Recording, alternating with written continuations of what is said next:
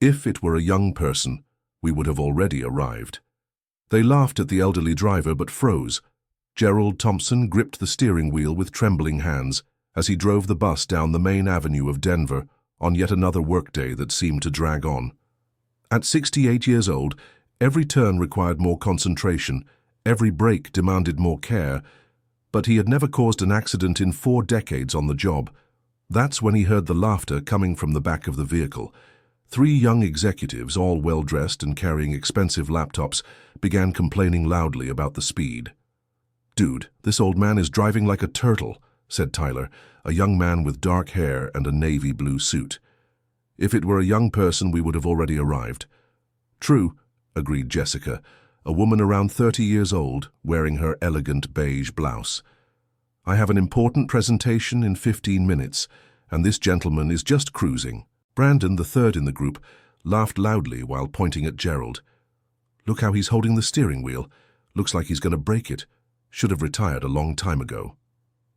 The other passengers started laughing along, some taking pictures and making comments. Gerald felt his face heat up with shame, but kept his eyes on the road. He needed that job more than ever. "I've been driving for 40 years without a single accident," he murmured, but his voice was drowned out by the noise of laughter. "40 years," repeated Tyler, mocking. "Must have learned to drive with a horse-drawn carriage." The laughter grew louder. Gerald swallowed hard and continued driving carefully, respecting all traffic signals and slowing down at speed bumps. Every taunt felt like a stab in the chest, but he had to endure until the end of his shift.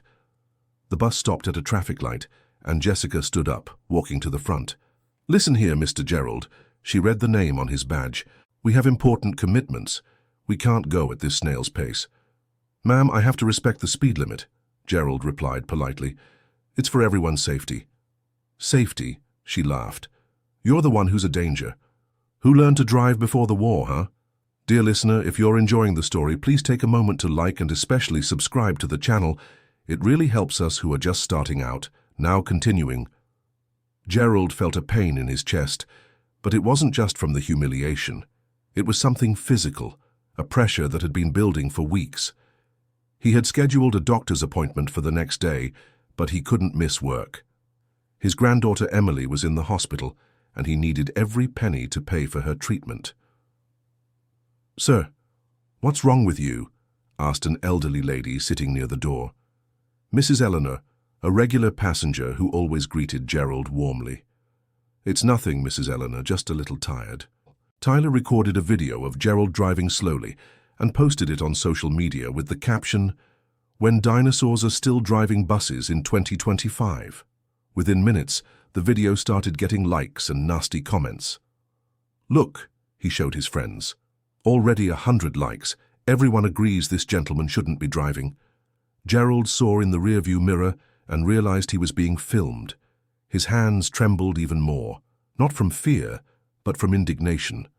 40 years dedicated to public transportation, always treating passengers with respect, and this was the reward he got.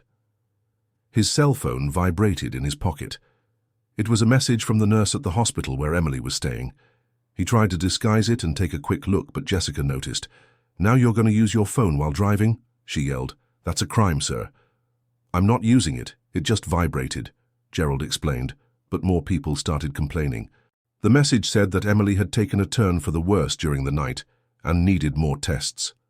Gerald's heart raced.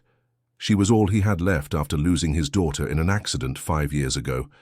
Emily, at 16, was his only family. Brandon also moved closer to the front of the bus. "Dude, do you see how he's driving? All nervous. This kind of person shouldn't have a license." "I think he's been drinking," suggested Tyler, provoking more laughter. "I haven't drunk a drop of alcohol in my life," Gerald said, his voice trembling with emotion. "Then he's just old," Jessica laughed. "Slow reflexes, poor eyesight, a ticking time bomb on the streets." The bus reached the next stop, and several people got off, but the 3 young people stayed there, clearly enjoying the situation. Gerald took a deep breath and tried to focus on driving, but worry about Emily consumed his thoughts. Mrs. Eleanor stood up and walked to the front, staring at the 3 young people. "Aren't you ashamed of yourselves?" she said firmly. This man has been an honest worker for decades. Respect your elders." "Oh, here comes the defender of the retirees," Tyler laughed. "Ma'am, we're just telling the truth. Look at the way he drives." "And do you know how to drive a bus?" Mrs. Eleanor retorted. "Do you know the responsibility of carrying 40 people every day?" "You don't need to know," Jessica replied, "but we know that when you get too old, you have to stop." Gerald stopped at another light and took the opportunity to quickly grab his phone. The nurse's message was urgent. Emily needed emergency surgery, and they needed a guardian at the hospital immediately. His hands began to shake uncontrollably. He needed to go to the hospital, but there were still 3 hours left to finish his shift. If he abandoned work, he would certainly be fired. But if he didn't go, he could lose Emily. "Look," Brandon pointed. "Now he's shaking. He definitely shouldn't be driving." The laughter increased, and other passengers also started filming. Gerald felt surrounded, humiliated, desperate. The pressure in his chest increased, and he began to sweat coldly. "Please," he murmured, "my granddaughter is in the hospital." "How convenient," Jessica laughed. "Now he's making up an excuse." "It's not an excuse," Gerald said louder. "She's only 16 and is very sick." Tyler made a mocking face. "Sure, and we have to be late because of that? Your problem, old man." It was at that moment that something changed in Gerald's expression. The humiliation turned into iron determination. He stopped the bus in the middle of the avenue and turned to face the 3 young people. "Do you want to know why I drive slowly?" His voice was firm now. "It's because 3 years ago I hit a child who ran after a ball." Silence took over the bus. The laughter stopped immediately. "She survived, thank God, but spent 3 months in the hospital, the E. Since then, I swear I will never risk hurting someone because of rushing." Jessica, Brandon, and Tyler looked at each other, clearly uncomfortable. "Do you think I drive slowly because I'm incompetent?" Gerald continued. "I drive slowly because every person on this bus is precious. Each one has a family waiting at home." Mrs. Eleanor began to cry softly. Other passengers approached, forming a circle around the young people who now seemed much smaller. "And about my granddaughter," Gerald showed a photo on his phone. "She has leukemia. She's been in the hospital for 2 months. I work 2 shifts a day to pay for the treatment because the insurance doesn't cover everything." The photo showed a thin girl, bald from chemotherapy, but smiling bravely. Jessica felt a lump in her throat. "You laughed at a man who hasn't slept properly in weeks because he spends every night in the hospital taking care of the only family he has left," Gerald continued, his voice choked. "You laughed at someone who works sick in pain to save a child's life." Brandon lowered his head, ashamed. Tyler deleted the video he had posted, but it was already too late. Hundreds of people had already shared it. We didn't know," Jessica murmured. "You didn't need to know," Gerald replied. "You just needed to respect. I'm 68 years old, driving a bus for 40 years. I've taken women in labor to the hospital. I've stopped to help with accidents. I've carried children who felt sick." He pointed to a small recognition plaque near the steering wheel that no one had noticed before. "This plaque is from the company. Driver of the Year for 5 consecutive years. 0 accidents, 0 formal complaints, always punctual." The passengers began to read the plaque and murmured approval. Some started clapping softly. "But you looked at me and saw only an old man getting in the way of your important lives," Gerald concluded. "You never thought that I also have a life, problems, people I love." His phone vibrated again. This time it was a call from the hospital. He answered with trembling hands. "Mr. Gerald?" The nurse's voice was tense. "We need you here urgently. Emily is asking for her grandfather." I'm coming," he said, hanging up quickly. Jessica approached, tears streaming down her face. "Mr. Gerald, I'm sorry. We were terrible. You can go to the hospital. We'll find another way to get there." "I can't leave you here," he replied. "It's my responsibility to get everyone to their destination." "Sir," said a middle-aged man sitting in the middle of the bus, "I have a Category D license. I can drive the bus to the next stop for everyone to get off." Gerald looked suspicious. The man introduced himself. "My name is Frank. I'm a retired driving instructor. I drove buses for 20 years before changing professions. Dear listener, If you're enjoying the story, take a moment to like and especially subscribe to the channel. It really helps us who are just starting out. Now continuing. Mrs. Eleanor approached and held Gerald's hand. "Go, my son. We'll manage here. Your granddaughter needs you." "But the regulations—" Gerald hesitated. "I'll take responsibility," said Frank. "And if the company complains, everyone here will testify it was a medical emergency." The passengers agreed in chorus. Even Jessica, Brandon, and Tyler nodded vigorously. Gerald was about to leave when his phone rang again. This time, it was an unknown number. "Hello? This is the local newspaper. We received the video of you driving and want to do a story about elderly drivers in public transport." Gerald's heart sank. He imagined his humiliation being broadcast on television. "I don't want to talk to the press," he said, about to hang up. "Wait, sir." The video went viral, but not the way the young man expected. "People are defending you. We want to tell your story." Gerald looked confused at the device. Tyler approached, red with shame. "Sir, I saw the comments. Everyone is criticizing us, saying we're rude. People are telling stories about drivers they know." Jessica fiddled with her own phone and showed it to Gerald. "Look, sir, there are over 1,000 comments defending you. People are sharing it because they think our attitude is outrageous." Gerald read some comments. "This driver deserves respect. Rude young people humiliating a worker. My father is also a driver and goes through this every day." "We messed up," Brandon said, clearly remorseful. "And you're still being kind to us." The journalist continued on the line. "Mr. Gerald, we'd like to talk to you when possible. We're getting calls from people who want to help." "Help how?" Gerald asked, confused. "There are people offering donations for your granddaughter's treatment, sir." The video showed the bad side, but the comments showed the good side of people. Frank, the instructor, touched Gerald's shoulder. "Go on, Gerald. Don't waste any more time. Your granddaughter is waiting." Gerald got off the bus with a heavy heart, but for the first time in months with a small hope. As he walked to the nearest taxi stand, he heard Jessica shouting from the window, "Mr. Gerald, we're going to the hospital too, to apologize properly." In the taxi, on the way to the hospital, Gerald reflected on the last few years.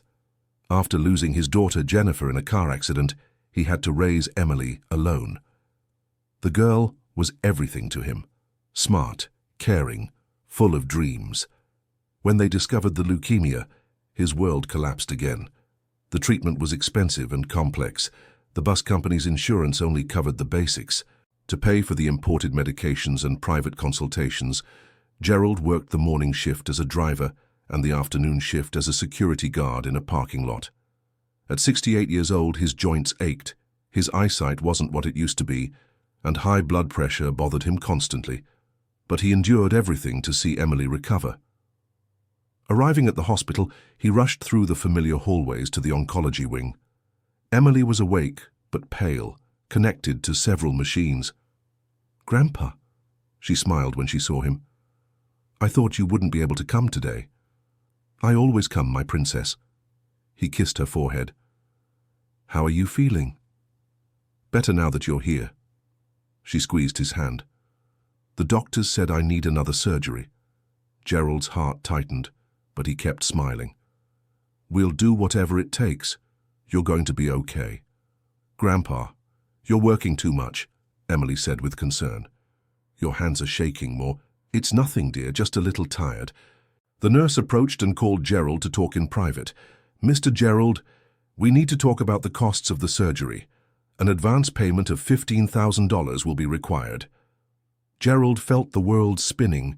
He had only managed to save $8,000 after months of double shifts. "How much time do I have to get the money?" "The surgery is scheduled for next week. If you can't, we'll have to reschedule, but..." "But what?"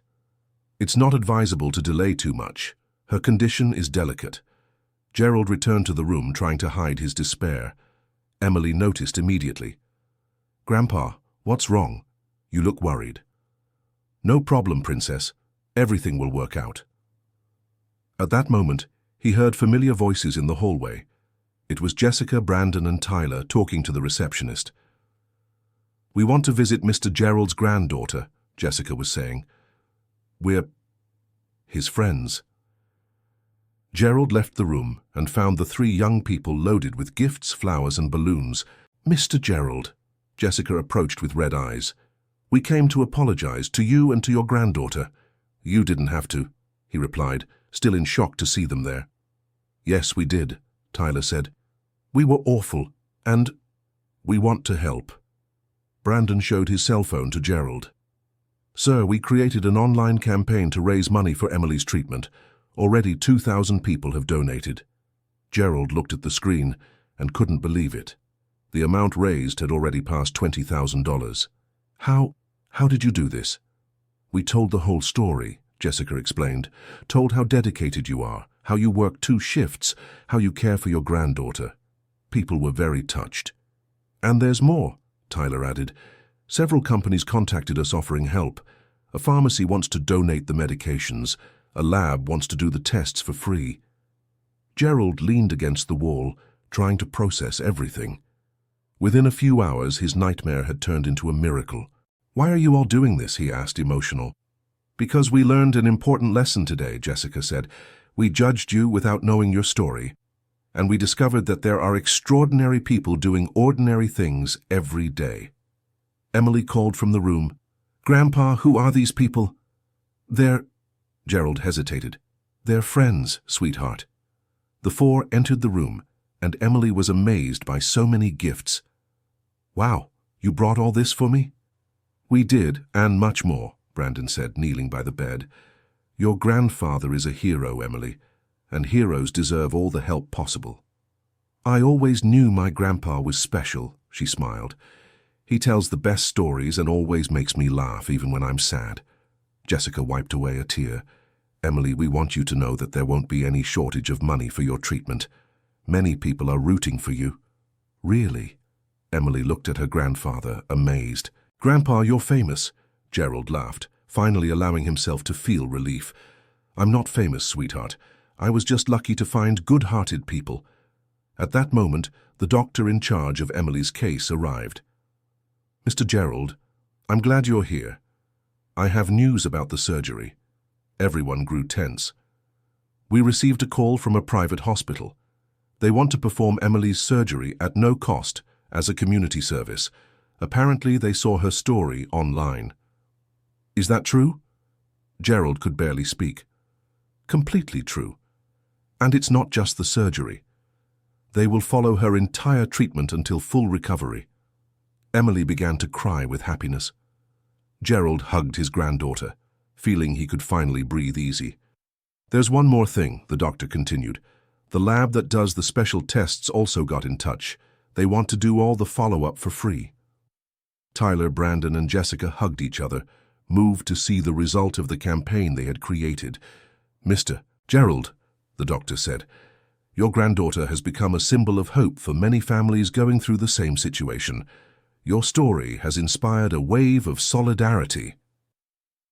During the following hours, the hospital filled with people: journalists, other drivers from the company, passengers who had been helped by Gerald over the years, neighbors, Emily's school co-workers.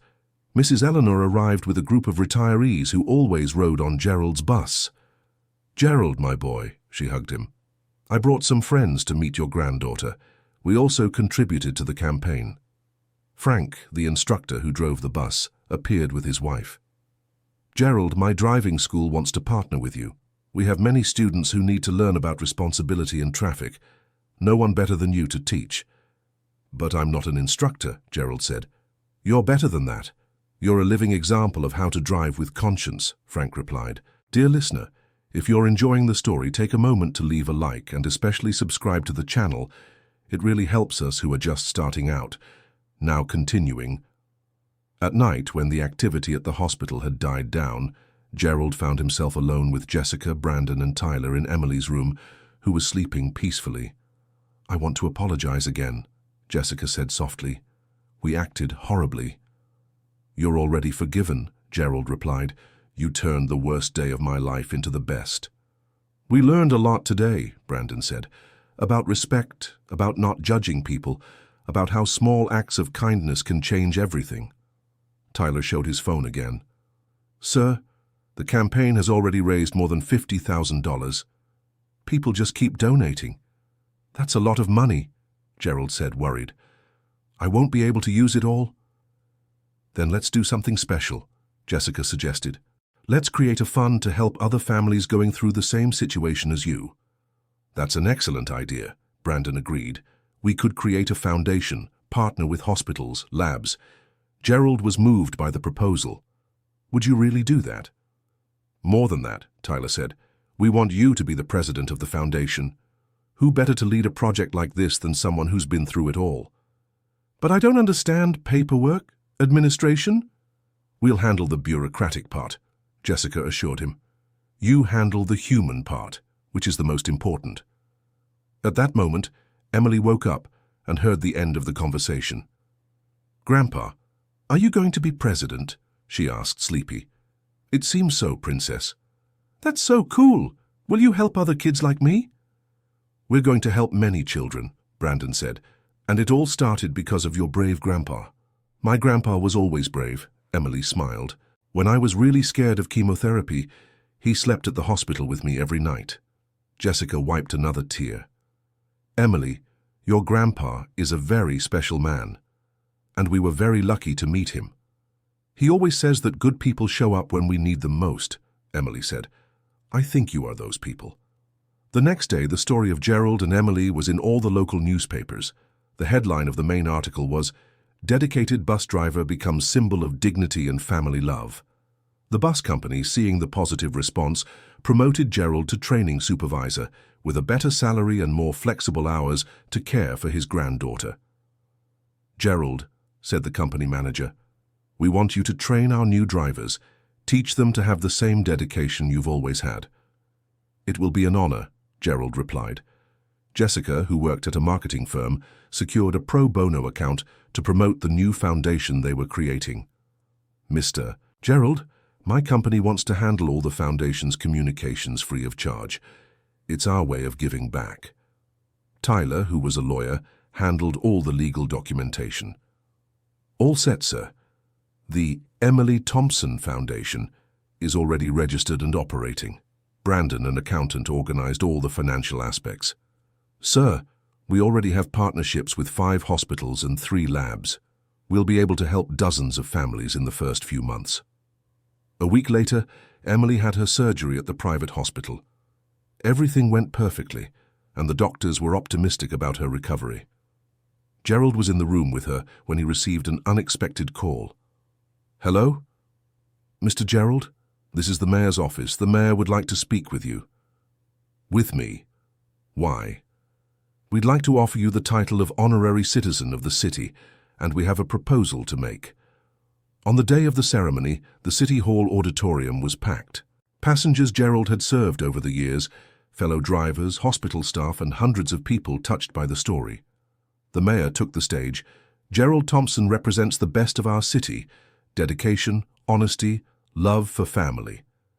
That's why, besides the title of honorary citizen, we want to name him as ambassador for traffic safety. It will be an educational campaign, the mayor continued. Gerald will visit schools, companies, events, teaching about responsibility in traffic and respect for transportation professionals. Gerald took the stage trembling with emotion. Emily was in the front row, already recovering well from surgery, clapping loudly. I never imagined that at 68 my life would change so much, he said into the microphone. It all started with a bad situation, but it turned into something wonderful thanks to people's kindness. He looked at Jessica, Brandon, and Tyler, who were crying with emotion. I want to especially thank 3 young people who taught me that it's possible to change, grow, and become a better person at any point in life. But most importantly, he continued, I want to thank my granddaughter Emily, who teaches me every day that it's worth fighting for our dreams. The auditorium rose in a standing ovation that lasted several minutes. After the ceremony, Jessica approached Gerald. Sir, there's one last surprise for you. Another one? He laughed. I think I've had enough surprises for a lifetime. This one is special. She smiled mysteriously. They walked to the parking lot, where a new bus was parked with a large decal on the side. Emily Thompson Foundation, bringing hope where there's need. It's the Foundation's bus, Brandon explained. It will take patients to appointments, families to hospitals, transport donations. And guess who's going to be the official driver? Tyler asked, handing the keys to Gerald. You all did all this. We did it together, Jessica said. The Foundation, the bus, the campaign, we're a team now. Emily, who had watched everything in silence, ran and hugged her grandfather. Grandpa, you did it. You turned our sadness into joy for so many people. We did it, Princess, he hugged her. All together. Gerald climbed into the new bus and adjusted the seat. He felt at home.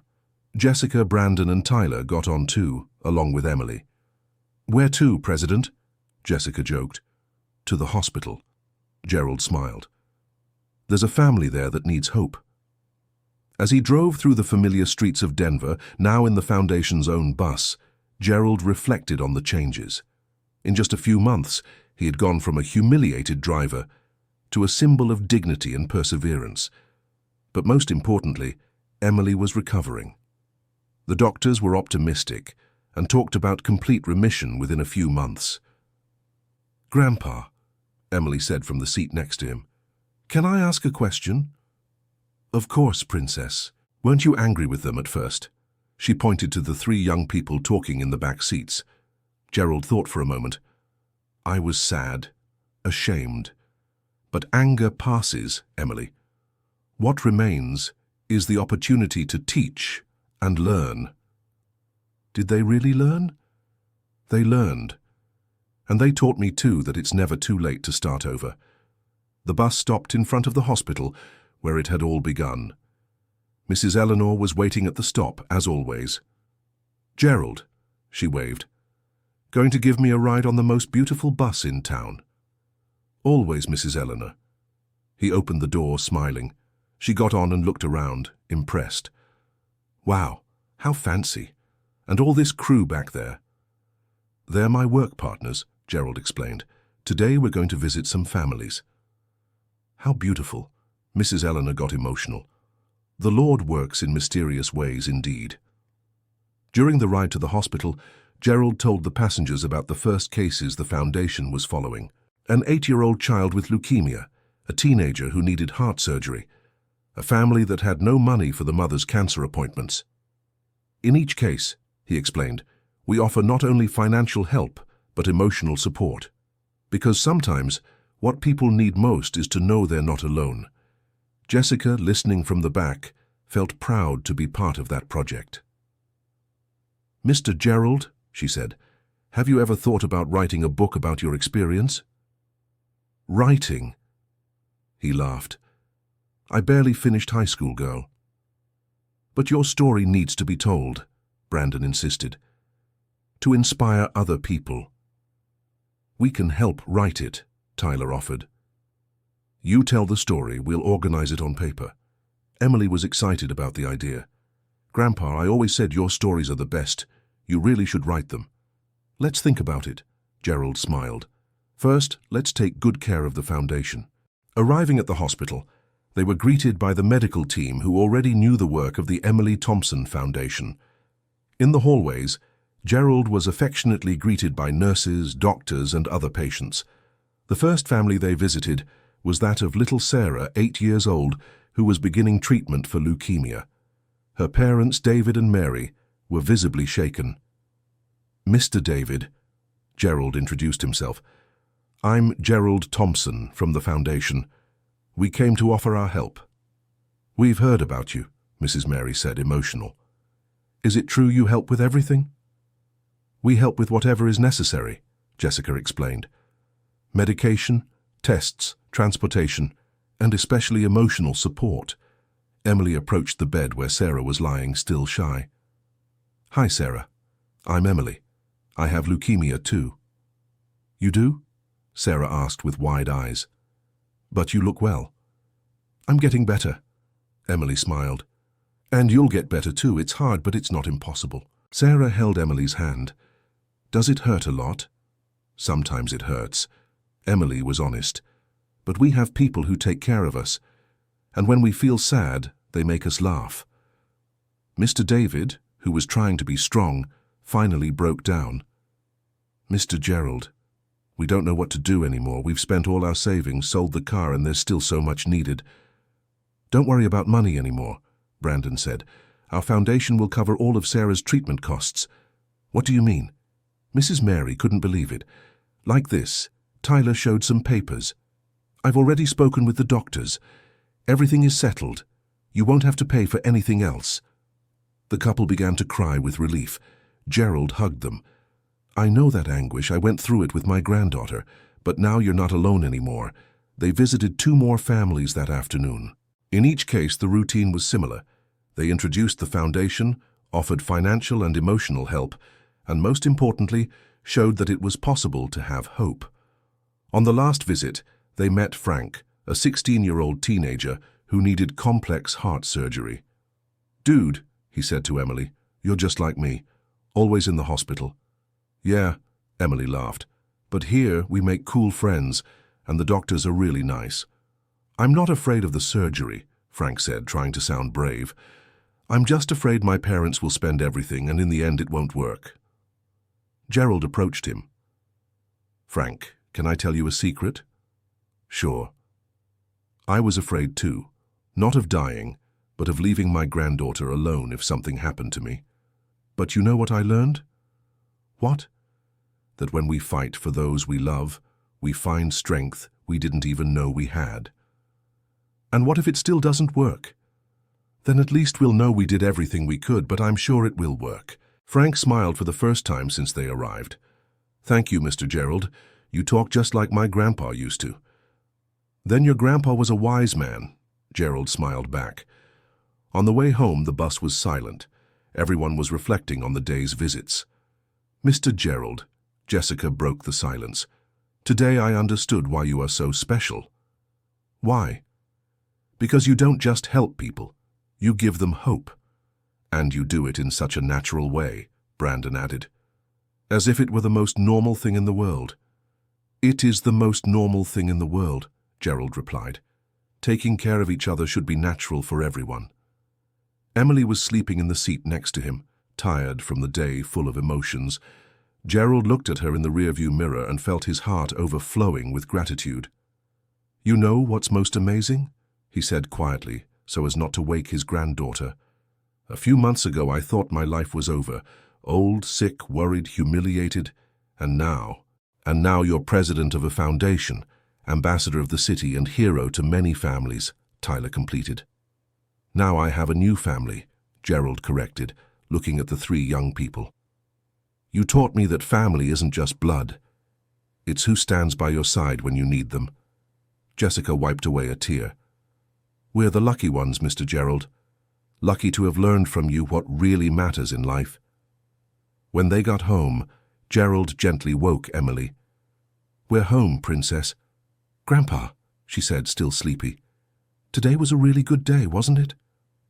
It was the best day of my life, he answered. And it was true. Jessica, Brandon, and Tyler said goodbye with long hugs. Tomorrow we'll be back, Jessica said. There are more families to visit. And there's the meeting with the doctors about new partnerships, Brandon reminded. And the interview for the television program, Tyler completed. Television program? Gerald asked, surprised. Surprise, the 3 said in unison, laughing. Alone with Emily at home, Gerald helped her get ready for bed. She was visibly better, with more energy and color in her face. Grandpa, can I ask one more question? Always, my dear. Do you think Mommy would be proud of us? Gerald felt a lump in his throat. Jennifer, his daughter and Emily's mother, had passed away in an accident when the girl was just 11 years old. I'm sure she would, Emily. Your mother always wanted to help people. She'd be very happy seeing our foundation. I miss her every day, Emily said quietly. Me too, Princess. But she's still here. He touched his granddaughter's chest. In your kind heart, in your strength to face the illness, in your joy even in difficult times. Grandpa, do you think one day I'll be able to work at the foundation too? Of course you will. When you're cured and graduated, the foundation will need someone special like you. That's so cool. I want to help other children like Sarah and Frank. And you'll help a lot, Gerald kissed her forehead. Now sleep. Tomorrow there's another full day ahead. After Emily fell asleep, Gerald sat on the porch of his simple home and looked at the stars. In just a few months, his life had completely transformed. The humiliated man on the bus was now respected and admired. The desperate grandfather now had resources to care for his granddaughter. The lonely driver now had a new family of young people who loved him. But more than that, he had found a greater purpose. The Emily Thompson Foundation was already helping dozens of families, and the plans were ambitious. They wanted to expand to other cities, create prevention programs, establish partnerships with universities. His cell phone rang. It was a message from Jessica. "Mr. Gerald, thank you for teaching us that it's possible to turn pain into love. Good night." Soon after, one came from Brandon. "Sir, today I understood that success isn't about making money. It's about making a difference in people's lives. Thank you for showing us that." And finally, one from Tyler. "Mr. Gerald, my parents were proud when I told them about our work. They said I'm finally doing something worthwhile. Thank you." Gerald smiled and replied to all three, "Thank you for giving me the chance to be your grandfather too. See you tomorrow, family." The next morning, Gerald woke up early as always. He prepared coffee and went to wake Emily for her follow-up appointment. "Good morning, Princess. How are you feeling?" "Very well, Grandpa. I dreamed that I was cured and working at the foundation. That dream will come true." He smiled. At the hospital, the doctors gave the best possible news. The treatment was working perfectly, and Emily was responding better than expected. "Mr. Gerald," said the doctor, "if it continues like this, in 6 months Emily will be completely cured." Gerald hugged his granddaughter, both crying with happiness. "Grandpa, we did it," she said through tears. "We did, my warrior. We did."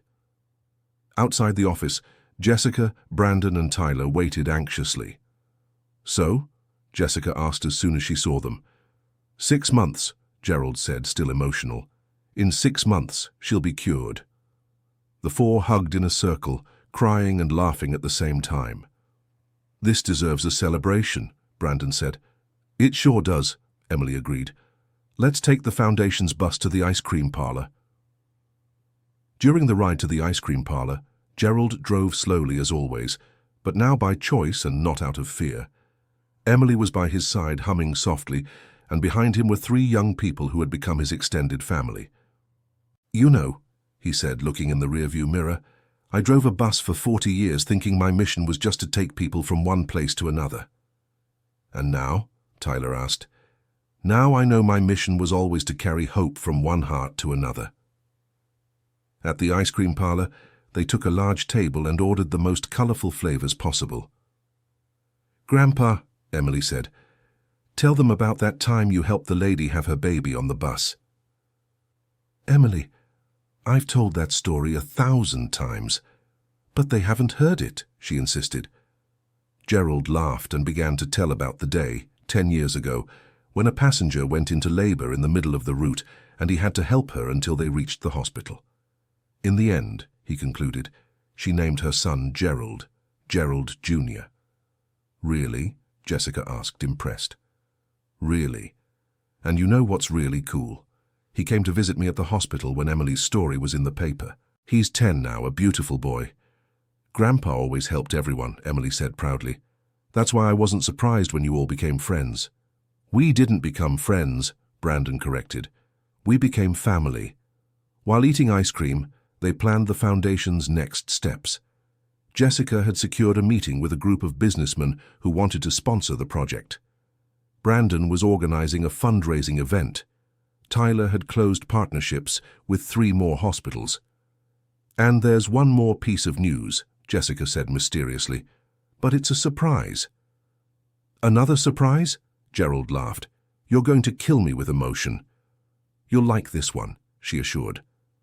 That afternoon, they went to the foundation's headquarters, which operated in a room lent by a company of Tyler's friends. There, they found several people waiting. Mrs. Eleanor was there, along with other regular passengers from Gerald's bus. Frank, the instructor, came with a group of students. The bus company manager brought several fellow drivers. "What's going on?" Gerald asked, confused. The surprise, Jessica smiled. A woman about 30 years old approached, carrying a small child. "Mr. Gerald, do you remember me?" Gerald looked closely but couldn't place her. "I'm Amanda. 10 years ago you helped me when I was having my son on the bus." "Amanda!" Gerald got emotional. "And is this Gerald Jr.?" "Yes," she smiled, and he really wanted to meet his namesake. The boy, shy, hid behind his mother. "Hi, Gerald." The driver crouched down to his level. "Nice to meet you." "Are you the bus uncle?" the boy asked. "Yes, I am, and you're the youngest Gerald I know." The boy smiled and handed a drawing to Gerald. It was a colorful bus with the word "Thank you" written in big letters. "I made it for you," he said timidly. Gerald held the drawing carefully, as if it were the most precious gift in the world. "It's the most beautiful drawing I've ever received," he said, hugging the boy. "Mom said you saved our lives." "Actually, you saved mine," Gerald replied, looking at Emily, who watched everything with a huge smile. Mrs. Eleanor approached with a large package. "Gerald, we the passengers of your bus pooled our money to buy this for you." He unwrapped the package and found a carved wooden plaque with the words, "Gerald Thompson, the bus driver with a heart, 40 years carrying more than passengers, carrying hope." "Mrs. Eleanor," he said emotionally, "you didn't have to." "Yes, we did," she replied. "You always took care of us. Now it's our turn to take care of you." Frank stepped forward. "Gerald, my driving school wants to pay an official tribute. We want to create the Gerald Thompson Award for the most dedicated driver of the year." The bus company manager also spoke up. "Gerald, the company has decided that all new buses will have a small plaque with the phrase, 'Driven with the care and dedication of driver Gerald.'" Gerald was completely speechless. In just a few months, he had gone from being humiliated to being honored. "Everyone," he finally managed to say, "I don't know what to say. You're moving me so much." "Say you accept being our pride," Mrs. Eleanor suggested. "I accept," he smiled through tears, "and I promise to continue honoring your trust." Emily ran and hugged her grandfather. "Grandpa, you're the most famous grandpa in the world." "I'm the luckiest grandpa in the world," he kissed her, "because I have the bravest granddaughter in the universe." The impromptu party lasted until the end of the afternoon. Stories were told, plans were made, and new bonds were formed. Gerald realized he had found not just an extended family, but a true community of people who cared for each other. When everyone had left, only the core family remained: Gerald, Emily, Jessica, Brandon, and Tyler. "Mr. Gerald," Jessica said, "today I fulfilled a dream I didn't even know I had." "What dream?" "Being part of something bigger than myself. Something that really matters." "Me too," Brandon agreed. "I never thought helping others could be so rewarding." "We've changed, haven't we?" Tyler reflected. "That day on the bus we were 3 selfish young people only worried about our careers. And today we're a family concerned with the well-being of strangers," Jessica completed. Gerald looked at them affectionately. "You haven't changed. You just discovered who you always were inside. Good people who were lost in all the rush and competition." "And you helped us find ourselves," Brandon said. "Actually," Emily interrupted, "you helped each other. My grandpa always says people come into our lives at the right time." "Your granddaughter is very wise," Tyler smiled. "She gets it from her grandmother," Gerald explained. "Jennifer always said there are no coincidences, only meetings that were meant to happen." That night at home, Gerald helped Emily with her homework. She was managing to keep up with classes again, even while undergoing treatment. "Grandpa, can I tell you a secret?" "Of course, Princess." "When I found out I was sick, I thought our life was going to end." Gerald stopped reviewing the notebook and looked at her. "And now? Now I think our life actually began. We met amazing people, we're helping other families, you became famous." She laughed. "If I hadn't gotten sick, none of this would have happened." "Emily," Gerald said seriously, "never be happy about being sick. Be happy about getting better, and that we used this experience to grow." "That's what I meant," she corrected. "The illness was bad, but it brought good things too." "You're right. And do you know why it brought good things? Why? Because we chose to see the good side. We could have become bitter, angry, closed off in our suffering, but we chose to use our pain to help other people. And we chose to forgive those who hurt us, Emily added. Exactly. Forgiveness frees the one who forgives, not the one who is forgiven. The following week, the Emily Thompson Foundation held its first major event, a fundraising gathering that brought together over 500 people at the city's convention center. Gerald, wearing his best suit, a gift from Jessica, nervously took the stage. "Good evening, everyone," he began. "A few months ago, I was just a bus driver that no one respected. Today, I'm here representing a foundation that has already helped 50 families." The audience applauded warmly. "But I'm not here to talk about myself. I'm here to talk about you, about how human kindness can turn tragedies into opportunities." He told the whole story, from the humiliation on the bus to the creation of the foundation. He talked about Emily, about Jessica, Brandon and Tyler, about all the families that were being helped.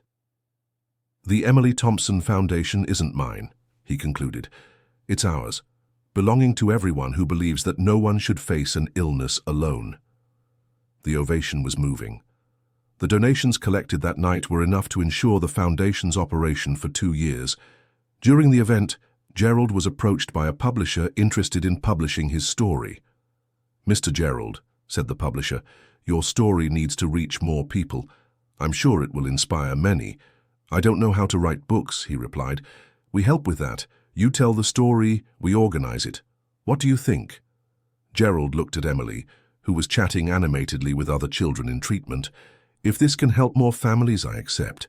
6 months later, as predicted by the doctors, Emily was discharged for good. The tests showed that the leukemia had been completely cured. "Grandpa," she said, leaving the doctor's office, "can I now officially work at the foundation?" "Officially, not yet," he laughed. "But you can be our youngest consultant." Emily's discharge party was held at the foundation's headquarters, which now occupied an entire building donated by an admirer of the work. Jessica had left her marketing job to dedicate herself full-time to the foundation. Brandon handled the accounting in his spare time. Tyler took care of the legal part, all voluntarily. "Mr. Gerald," Jessica said during the party, "I want to make a proposal." "Go ahead." "How about we expand to other cities?" "That's a good idea," he agreed. "But we need more people like you." "I've already thought about that," she smiled. "How about we create a young volunteers program? People who want to transform their lives by helping others." "Brilliant," Brandon supported. "We can train teams and send them to other cities. And create a national network of solidarity," Tyler added. Emily, overhearing the conversation, chimed in, "And we can call it the Gerald Network."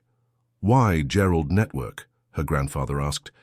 "Because it all started with you, and because Gerald means venerable, worthy of respect," she had researched. "It's perfect for a project that teaches respect and dignity."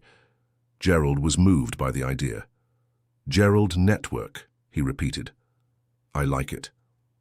1 year later, the Gerald Network was already operating in 15 cities. Gerald's book, The Bus Driver with a Heart, had sold over 100,000 copies, and all the income was directed to the foundation. Gerald, now 69 years old, continued driving the foundation's bus, bringing hope to families in need. Emily, completely cured, had become the foundation's spokesperson, telling her story in schools and at events. Jessica, Brandon, and Tyler were nationally recognized as examples of young people who transformed their lives by dedicating themselves to others. One sunny morning, Gerald was driving the foundation's bus when he saw a familiar scene: 3 young executives yelling at an elderly bus driver. He stopped the vehicle and got off. "Excuse me," he said to the young people, "may I speak with you?" "Who are you?" one of them asked, irritated. "Someone who was once in the same situation as that driver," Gerald replied calmly. He quickly told his story, showed them the foundation's bus, and spoke about the transformation of Jessica, Brandon, and Tyler. "You can keep yelling and humiliating," he concluded, "or you can choose to be part of the solution. The choice is yours." The 3 young people looked at each other, clearly moved by the story. "What do you suggest?" one of the young women asked. Start by apologizing to that gentleman. Then, if you want, you can learn about our work. We always need people willing to make a difference. A week later, the three young people showed up at the Foundation's headquarters, offering their services as volunteers. See, Emily said to her grandfather, our family keeps growing. And it will keep growing as long as there are people willing to believe in human kindness, Gerald replied. That day, looking out the window of the headquarters and seeing dozens of volunteers working, Gerald reflected on the incredible journey he had lived. It all started with a humiliation, but it turned into love. It started with tears but became smiles. It started with despair but became hope.